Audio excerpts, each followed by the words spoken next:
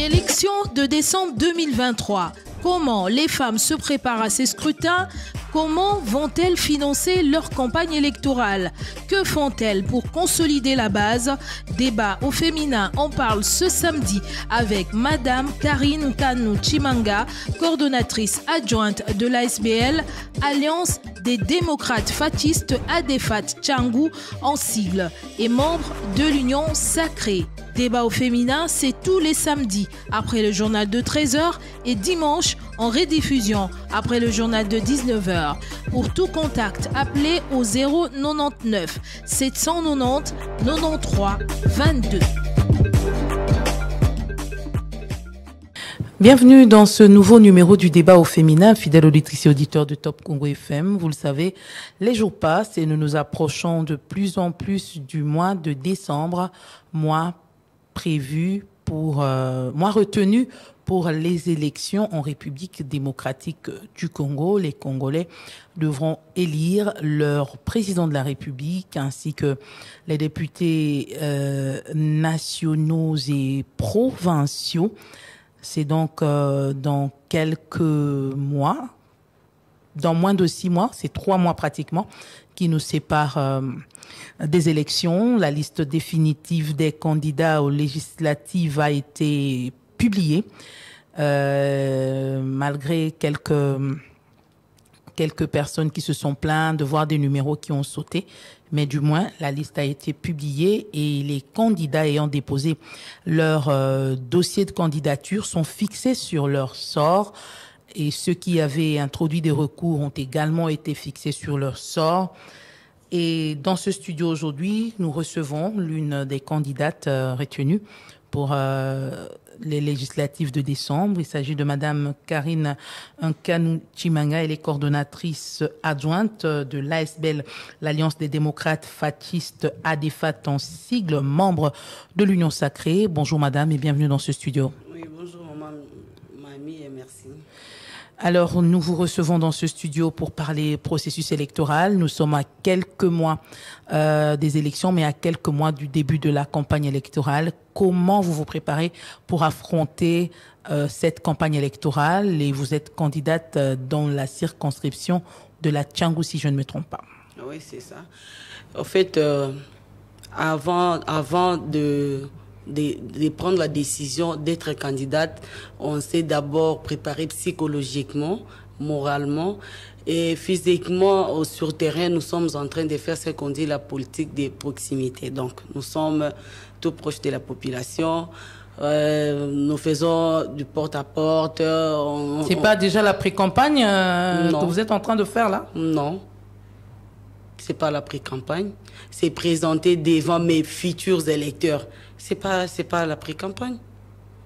Vous n'avez pas hissé des banderoles, vous n'avez pas hissé de panneaux à votre effigie avec votre nom et avec des messages comme c'est le cas dans toute la ville? Nous sommes dans le respect total de la loi électorale, on n'a pas fait ça. Mais qu'est-ce que vous pensez de ce que nous voyons dans l'environnement aujourd'hui avec des banderoles, avec des panneaux, avec des messages un peu comme l'issou de ceci, motema de cela, matembele asimandaku, moi na ya mabele, des histoires comme ça, des messages comme ça. Comment vous jugez cela? Est-ce que c'est de la triche? Est-ce qu'ils ont commencé la campagne avant la campagne? Oui, c'est un peu de la triche. Parce que la loi électorale a prévu que la campagne commencera le 19 novembre, du 19 au 18 décembre. Donc, quand quelqu'un se lance dans ça bien avant la date prévue du début de la campagne, c'est-à-dire que c'est de la triche. Mais est-ce que, pourquoi vous ne dénoncez pas, vous autres qui êtes candidats, pourquoi vous ne dénoncez pas? Parce que jusque-là, nous n'avons vu aucune personne dénoncer cela. À travers la ville, vraiment, c'est l'environnement en train de changer. Il y en a même d'autres qui utilisent des médias pour déjà passer des messages. Le CESAC venait d'ailleurs de réagir pour appeler les médias à l'ordre, parce que plusieurs commencent déjà à lancer des messages de pré-campagne. Oui. Alors, c'est pas Kinshasa, parce que même en province également, partout. Nous apprenons qu'il y a de ces candidats qui se lancent déjà dans la pré-campagne. Bon, ils pensent, la population à l'heure d'aujourd'hui n'a pas besoin de tout ça. Tout ça là, ce sont des tralala. La population a besoin des personnes intègres, des personnes capables de défendre leurs droits, des personnes capables de défendre leur mission. Par exemple, la mission d'un député, c'est être porte-parole de la population vis-à-vis du gouvernement. Et quand vous vous lancez dans ça bien avant, ça ne va rien changer. Vous n'allez pas faire comme tous les autres, c'est-à-dire polo, c'est-à-dire pagne, c'est-à-dire vivre, parce que c'est à cela que vous avez déjà habitué les électeurs. Bon, on a trouvé ça. Vous savez, sur ces bas mondes, rien n'est nouveau. Hein? Donc, on a trouvé les systèmes comme ça. Nous sommes en train de militer pour que ça puisse changer. Le pagne, les polos, peut-être c'est pour ma visibilité personnelle. Qui ne lance aucun message, votez, faites ça, faites ça. Mais il y a déjà des gens qui portent les polos à votre effigie. Il n'y a pas de problème. C'est pas de la pré-campagne? Non, on a fait ça pendant la sensibilisation pour aller au moment d'enrôlement. On a fait ça pendant ces moments-là. Et à l'heure d'aujourd'hui, on attend les moments fatidiques, disons le 19 novembre, pour maintenant maximiser notre visibilité sur terrain. Est-ce que ça a été facile pour vous d'être retenue candidate sur la liste définitive? Parlez-nous un peu de votre parcours. Vous vous lancez en politique ou vous êtes déjà habituée dans les rouages de la politique? Première fois candidate ou vous êtes une candidate malheureuse des législatures passées et vous avez voulu rééditer l'exploit peut-être en corrigeant les faiblesses d'hier? Bon, déjà à la base, je suis nouvelle, c'est la première fois que je postule. Pour être alignée, c'était pas facile, hein, pas du tout. Combien de femmes alignées sur votre notre liste à défaut, c'est 4 sur 6 pour la ville de Kinshasa. 4 Vous avez d'autres... Oui, une femme à Lukunga, une femme à Funa et 2 femmes à Tchango. Alors, pour être aligné, notre autorité morale, l'honorable Jean-Louis Kalambanguindou, avait posé un certain nombre de critères. Donc, si nous sommes alignés, si je suis arrivé jusqu'ici, c'est par méritocratie, parce que j'ai mérité ça. J'ai travaillé dur et je continue à travailler pour le compte de la DEFAT et aussi pour mon propre compte et pour le compte de la population. Quels sont les critères sur lesquels ont tablé votre plateforme pour vous aligner? Il faut premièrement avoir une base solide, avoir les gens qui vous dirigent. Il faut avoir ces gens-là. Il faut être capable de s'exprimer en public. Parce que la façon dont les choses se présentent avec nos prédécesseurs au Parlement, on a vu que sur 500, il y a peu de députés qui ont eu quand même à passer sur le perchoir pour plaider la cause de la population. Hein. Donc, notre autorité morale avait pris ça comme un critère. Il faut avoir un discours persuasif. Il faut être éloquent. Il faut être éloquent. Il faut savoir quoi dire, il faut avoir un discours à donner à la population. Alors, il y avait d'autres critères que j'étais ici sur le plateau. Alors, vous parlez de ceux qui sont encore au Parlement. Qu'est-ce que vous pouvez leur reprocher dans la manière dont ils ont eu à travailler ces 5 ans? Parce que vous avez déjà parlé du fait que plusieurs n'ont pas pris la parole, surtout les femmes. Oui. On n'a pas beaucoup senti les femmes. Même les hommes aussi. Oui. Qu'est-ce que vous leur reprochez dans leur manière de travailler? Qu'est-ce qu'ils n'ont pas bien fait? Ils n'ont surtout pas défendu la population. Je vais prendre un petit exemple de Tchango. À Tchango, il y a eu le mandat passé, il y a eu 18 députés de là. Parce que cette fois-ci, ça sera 19. Et le mandat passé, c'était 18. Si vous voyez l'état de Tchango déjà. Je vais prendre encore un autre exemple du quartier Badara, dans la commune de Lansele. Ces quartiers, ces gens-là vivent comme si c'était au village. Pas du courant, pas de l'eau potable, des routes. Jamais, alors jamais que ces quartiers-là existent, ni asphaltés, ni construits. Les chefs de l'État parlaient de la gratuité, de la maternité, de l'enseignement. il y a combien d'hôpitaux dans cette commune-là? Il y a combien de structures sanitaires? Et combien d'écoles publiques? Combien d'écoles publiques? Combien de structures sanitaires de l'État à Tchangou? Des références à Tchangou. Il y en a 3 sur 5 communes. Ndjili, Ntele, Maluku. Alors, les habitants de Kimbantseke, comment est-ce qu'ils vont se déplacer la nuit pour aller profiter de la gratuité de la maternité? Combien d'élèves de cette commune pourront profiter de la gratuité de l'enseignement?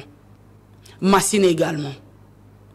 Maman, mamie, nos prédécesseurs n'ont rien foutu, surtout les élus de Tchangou, qui s'appellent des Moufinikou, des Matembela Simandakou, ils n'ont rien fait, si ce n'est qu'aller dormir au Parlement pendant que les chefs d'État étaient en train de donner les discours à la nation et on voyait ces papas-là en train de ronfler au Parlement. C'est pas normal. Vous les avez vus durant les vacances parlementaires, ils sont revenus?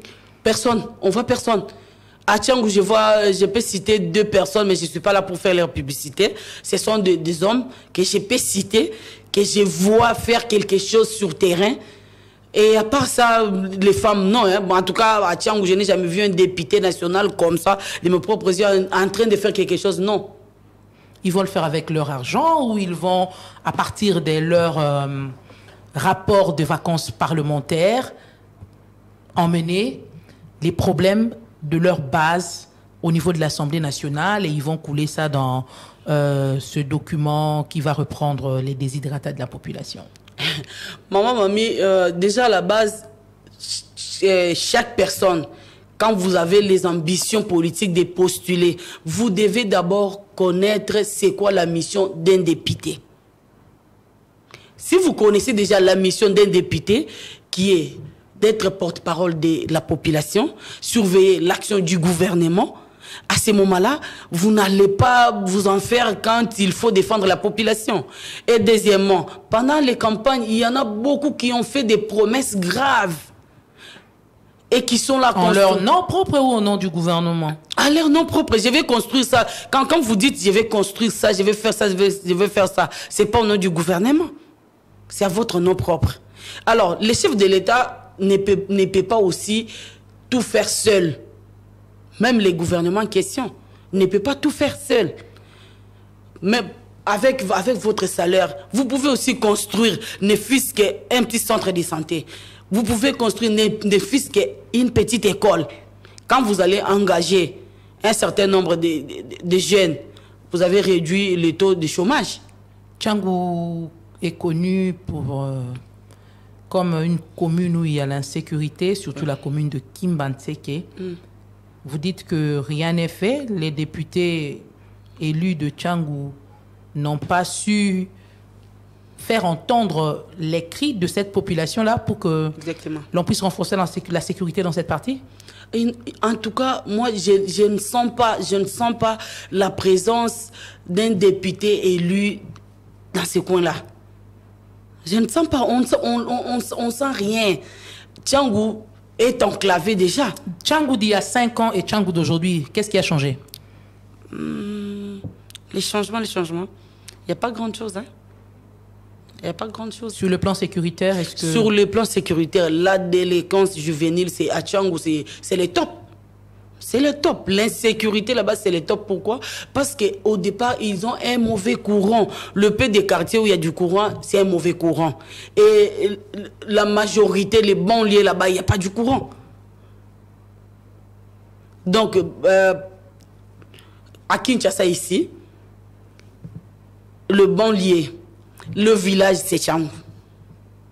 Pourquoi? Parce que la population n'a pas su voter des personnes intègres, des personnes capables d'amener plus loin leurs cris de détresse.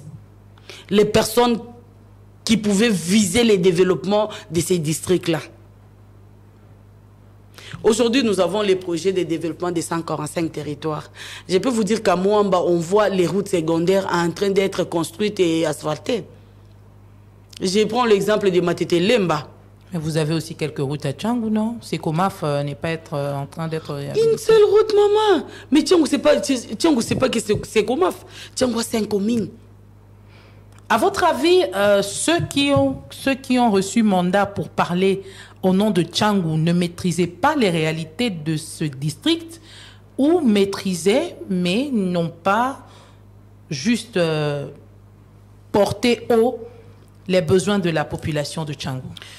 Moi, je pense qu'ils maîtrisaient très bien les problèmes du district de Tchangou. Seulement qu'ils n'ont pas eu la volonté d'apporter haut les cris de la population. Parce qu'avant de vous lancer, maman, mamie, il faut connaître que Tchangou a 5 communes. Tchangou a, si je ne me trompe pas, 121 ou 130 quelque chose de quartiers. Il faut connaître les problèmes majeurs. Quels sont les problèmes de Tchangou? Maman, mamie, il y a pas d'électricité à Tchangou. Il n'y a pas de bonnes routes à Tchangou. Il n'y a pas de l'eau potable à Tchangou. L'insécurité. Il n'y a pas assez d'écoles. Il n'y a pas assez d'hôpitaux. Il y a beaucoup de problèmes. Un taux élevé de chômage. Vous verrez qu'il y a seulement à Tchangou où il y a des filles mères de 13 ans, 14 ans. Les Mobondo également? Les Mobondo également. Pourquoi? Parce qu'il n'y a pas assez de distractions. Vous avez le terrain municipal de Massina, non? Au terrain, qu'est-ce qui se passe là-bas? Vous avez le terrain de Sainte-Thérèse aussi. Qu'est-ce qui se passe? Il n'y a pas des jeunes qui peuvent aller... vous avez dit pas de distraction, ils peuvent aller se distraire là-bas. Ah, seulement là-bas, et puis c'est tout. Mais pourquoi dans d'autres districts, on trouve qu'il y a un bon courant? S'il y a coupure le matin et le soir, vous avez le courant. Si vous avez une journée de lestage, demain, vous aurez le courant. Pourquoi pas Tchangou connaît aussi ce système-là? Pourquoi pas Abadara connaît quand même un mauvais courant, mais qu'on voit quand même ça? Pourquoi pas? Pourquoi il y a l'insécurité à Badara, à Tchangou, à Kimbanti, que partout, 18 h déjà, vous êtes à la maison? Vous n'avez pas le droit de bien circuler parce qu'il y a l'insécurité. Et quand vous parlez à ces enfants-là, ils vous disent, maman, qu'est-ce qu'on va faire? L'État ne s'occupe pas de nous. Alors, moi, je les ai demandé, vous voulez que l'État s'occupe de vous en faisant quoi? Parce que tout le monde ne saura pas travailler à la fonction publique. Alors, les députés, les élus que vous avez envoyés au Parlement pour intervenir à votre faveur, qu'est-ce qu'ils ont fait? Qu'est-ce que vous auriez voulu qu'ils fassent en faveur de Tchangou qui n'ont pas fait, ces élus? Qu'ils insistent pour que Tchangou soit développé, maman, mamie. Qu'ils insistent. Moi, je vois Madame Christelle Vouanga se battre, elle passe devant, elle parle quand même. Elle parle. On entend quand même sa voix par moment. Elle parle.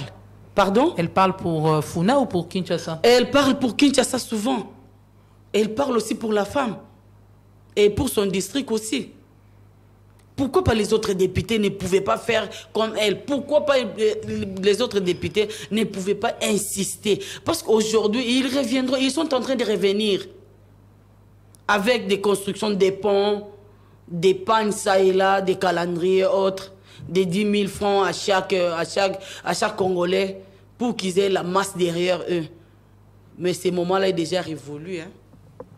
Ce moment-là est déjà révolu. La population n'est plus dupe. Vous vous préparez à la campagne qui va commencer le 19 novembre. Ouais. Financièrement, vous êtes déjà prêt? Oui. On n'a pas beaucoup d'argent, mais on est prêt. Pas beaucoup d'argent, comment vous allez faire face? Vous devrez sillonner dans 5 communes. Vous devrez vous faire connaître et faire accepter par la population, que le message que vous allez apporter soit accepté. Sans suffisamment d'argent, comment vous allez faire? Nous allons y arriver, maman, mamie. Il y a plusieurs stratégies que nous sommes en train de mettre en place et nous allons y arriver. Ne vous en faites pas.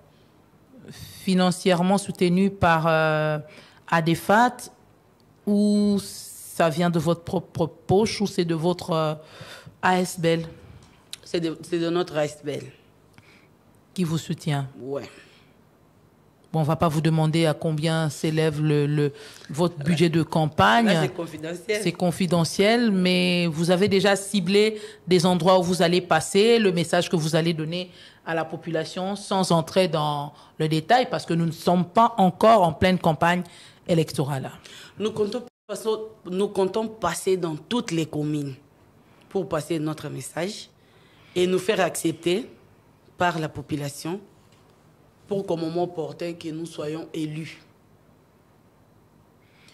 Pour vous, La bonne période pour consolider la base, c'est quand?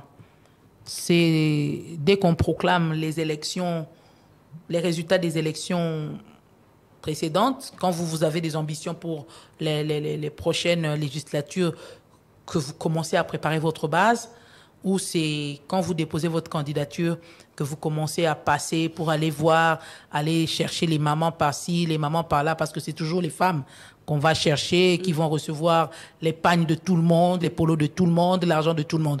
Comment vous êtes en train de faire pour consolider votre base et à quel moment, quelle est la bonne période pour se consolider sa base? Moi, je pense que la meilleure et la bonne période, c'est pendant, tout juste après la proclamation du mandat précédent. Dès qu'on proclame, par exemple, vous y êtes pris comment, vous? Moi, j'ai commencé depuis 2018. J'étais sur terrain, dans d'autres positions. J'étais là, dans des ONG. Et j'ai eu à voir ma base à partir de là et on est restés ensemble jusqu'à aujourd'hui et nous acheminons ensemble. Et comment vous faites d'abord pour avoir cette base et pour savoir vraiment que cette base vous suit, cette base est acquise à votre cause? Bon, nous avons une équipe de mobilisation. Cette équipe s'en charge pour aller mobiliser, appeler les personnes intéressées. Quand les personnes viennent, ils écoutent les discours et les personnes restent. C'est la fidélité qui compte. Et quand on voit que lorsque vous convoquez une réunion, c'est dimanche, ils viennent. L'autre dimanche, ils viennent. L'autre dimanche, ils viennent. Là, vous sentez quand même que ces personnes-là nous font confiance et sont les miens. Et vous ne pensez pas qu'elles vont partir aussi? Comment vous vérifiez si elles ne partent pas dans d'autres réunions qui sont convoquées? Il y a toujours des gens qui surveillent les autres, non? On a des agents des renseignements tout autour. Ouais. Qui surveillent votre... Ouais. Nos arrières. D'accord. Alors, est-ce que vous approchez d'autres femmes candidates ou des femmes qui sont déjà à l'Assemblée nationale pour vous aguerrir davantage, pour apprendre de leur expérience, pour avoir leurs conseils, des femmes qui ont été candidates malheureuses lors des législatures passées? Est-ce que vous approchez ces femmes pour essayer un peu d'apprendre d'elles? Bon, j'approche plus les candidates de 2023. Là, on a la facilité de parler et les députés, déjà, comment faire pour les voir compliqués.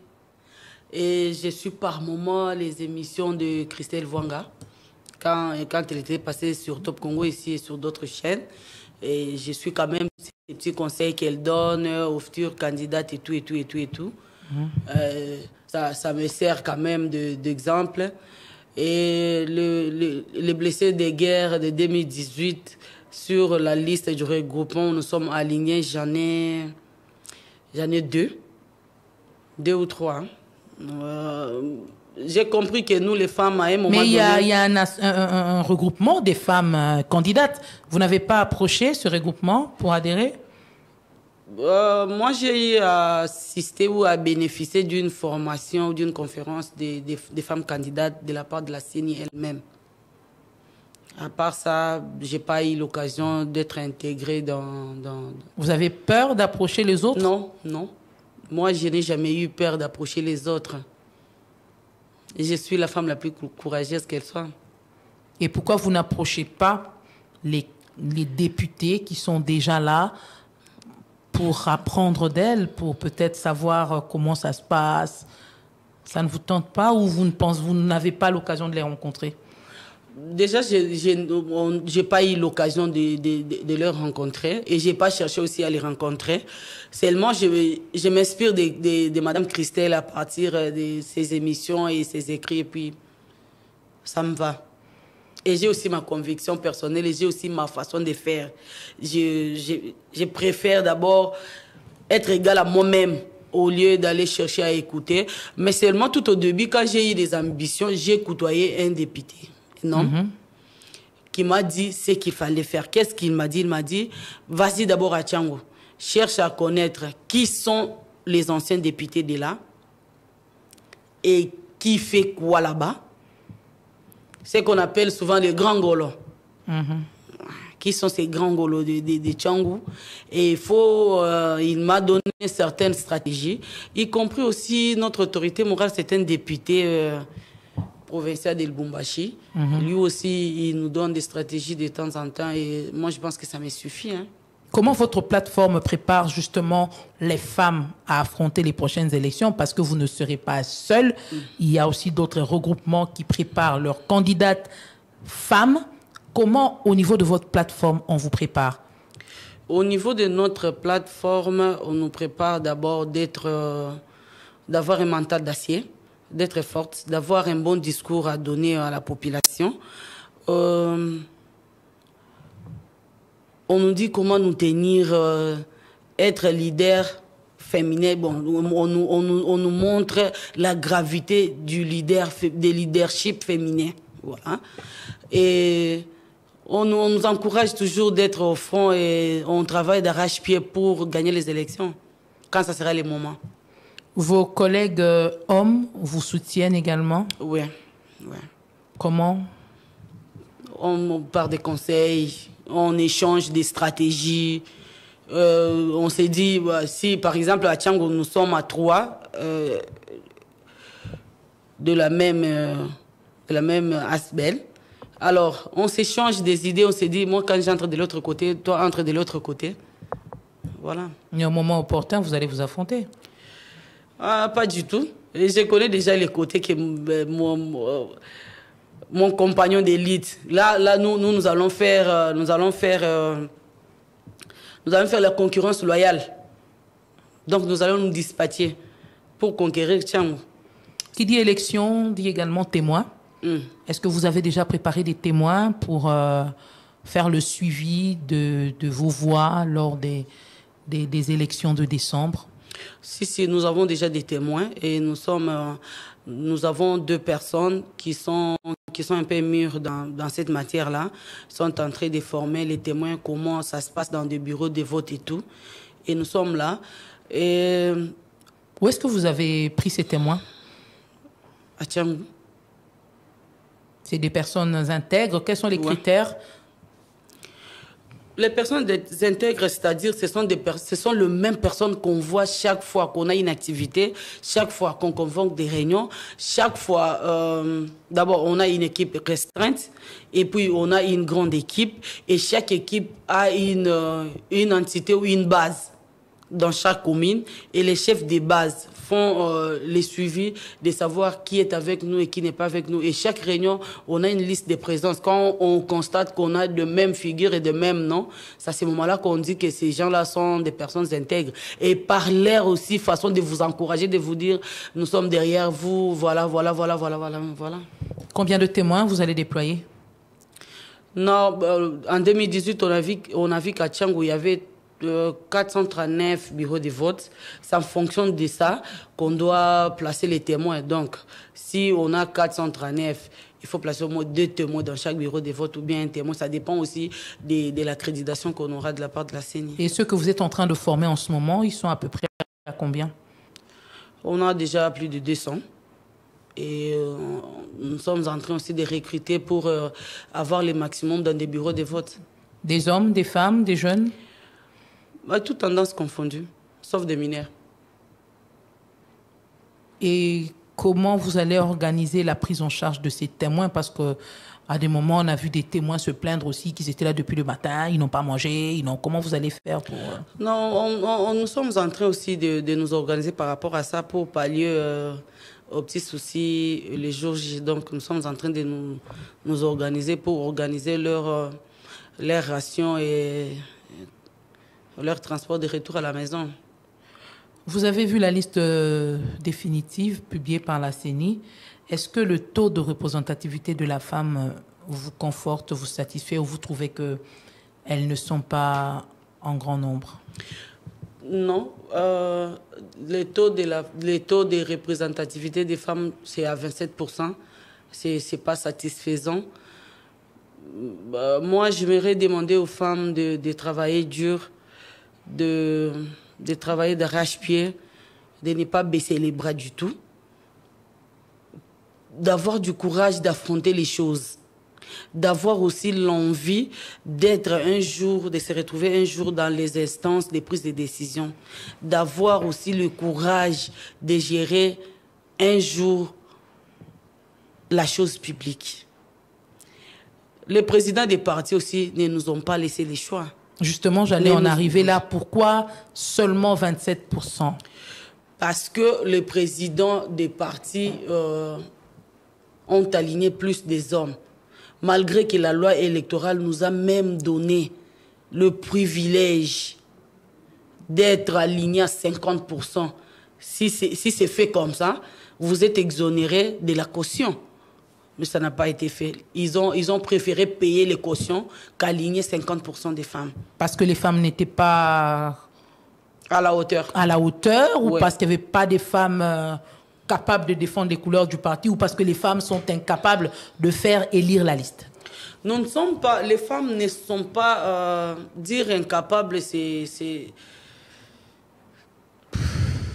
les femmes ne sont pas seulement incapables, mais elles n'ont pas le courage d'affronter les choses. Les femmes aiment bien reculer. Quand le président du parti est là, elles sont là pour applaudir. Les femmes sont là pour être marginalisées, utilisées. Quand il y a une grande activité, ce sont les mamans qui chantent. Quand j'ai fait mes descentes sur le terrain, je vois quand vous arrivez, même s'il y a 100 messieurs et qu'il y a seulement des femmes, elles vont étaler le pagne pour que j'y passe. Pourquoi pas aussi se lever un bon matin, avoir des grosses ambitions, de dire non, moi aussi je dois gérer, moi aussi je dois être là. Selon la statistique du monde, nous les femmes, nous sommes plus nombreuses que les hommes.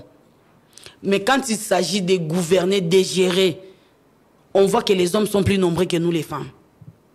Pourquoi? Parce que la société nous a inculqué que nous les femmes, notre place c'est la maternité.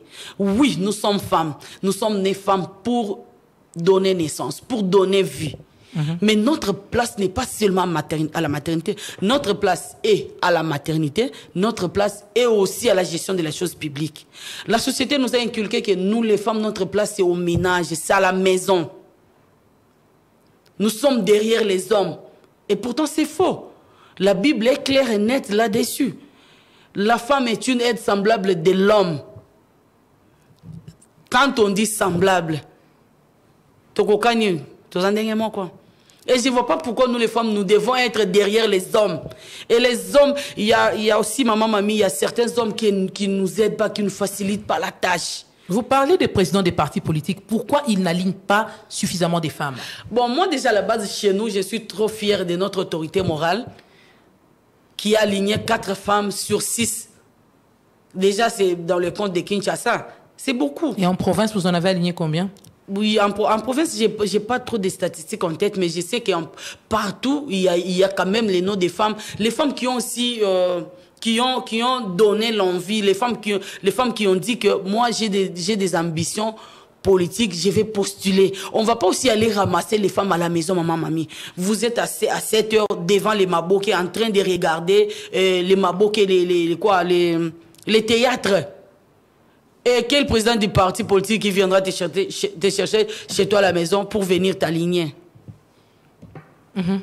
Donc, nous, le grand travail doit d'abord se faire, doit d'abord se passer à l'intérieur de la femme. C'est à la femme elle-même de s'élever, de dire que je suis capable de postuler un jour, je suis capable de gouverner, je suis capable de participer au développement de notre nation. Parce que quand vous restez à la maison, couché sur votre lit, en train d'attendre les soirs pour aller dire « Oh non, combien? C'est 3000 francs. » Vous comprenez au moins comment ça se passe? Nous sommes nombreuses sur la terre, mais nombreuses n'ont pas l'envie de faire quelque chose de bien avec leurs 10 doigts.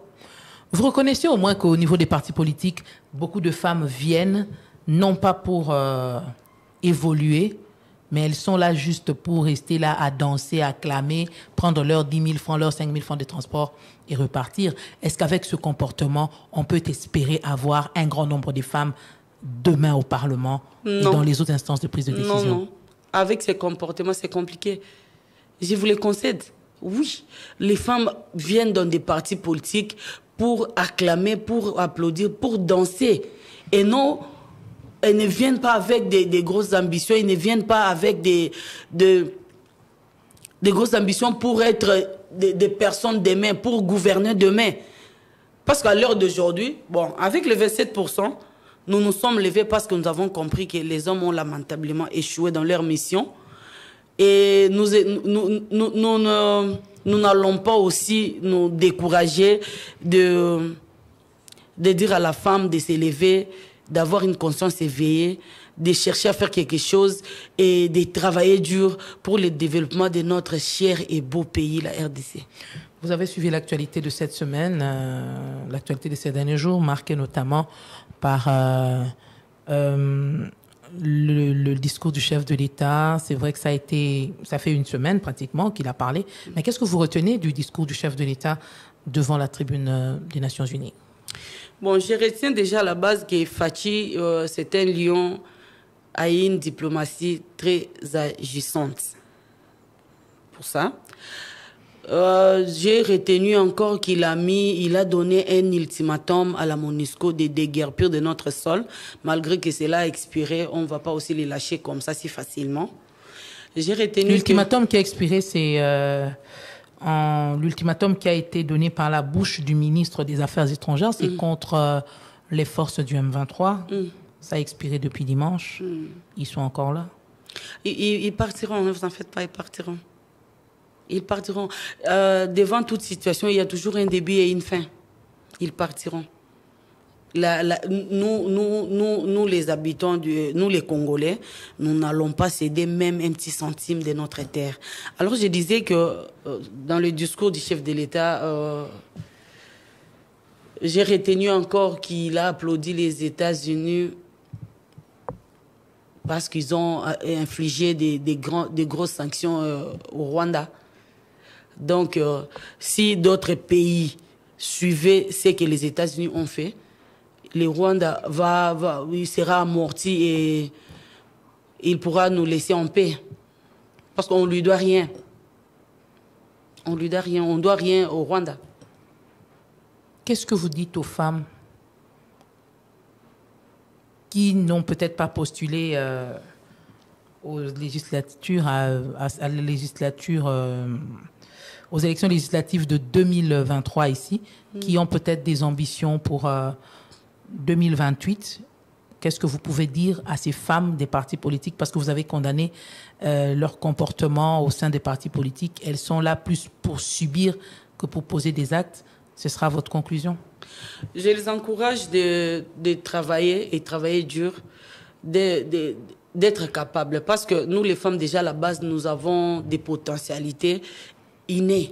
Nous sommes nés comme ça, avec beaucoup de potentialités. Si nous nous décidons seulement de mettre en pratique ce que nous avons en nous, et nous ferons très bien les choses.